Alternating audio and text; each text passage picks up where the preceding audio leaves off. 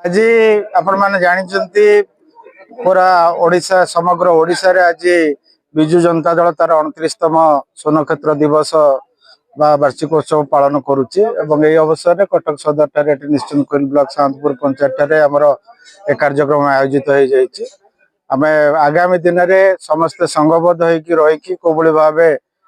सरकार जे जहाँ भूल त्रुटि करेंगे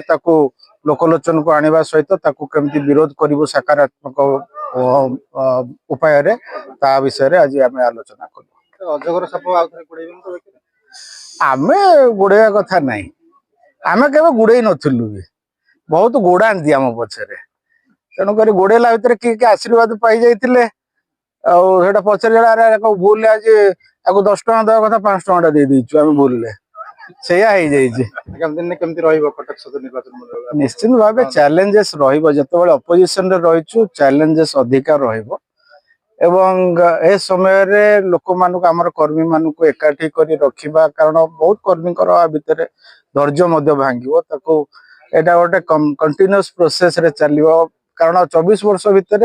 अनेक नुआ पिला हमर अछन जो मान जो कथा हम कहथली से विरोधी दल के फेस कर नथिले तो तांको पय एटा प्रथम अनुभूति तो तांको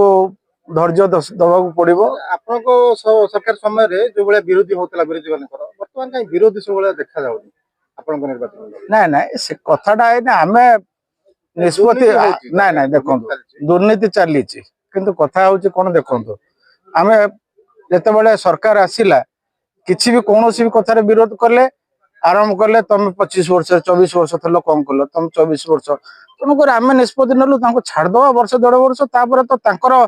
बिलटा बढ़िले तो तांकर बिल जनरेट हेनी तांको बिलटा जनरेट हे गला अब चलिबो तांको विरुद्ध रे। विलास कुमार भई 25 नंबर जो जिला परिषद कटक सदर निर्वाचन मंडली सर्वप्रथम आपण सामाजिक भाई मान को अशेष अशेष धन्यवाद कृतज्ञता और आगामी नववर्ष इंग्रेजी नववर्ष अभिनंदन समस्त कटक सदरवासी नववर्ष अभिनंदन। आज हूँ विजु जनता दल 29तम स्वर्णक्षेत्र दिवस प्रतिष्ठा दिवस से उपलक्षे आज आमर मान्यवर पूर्वतन विधायक सिद्धू चंद्रसादी बेहरा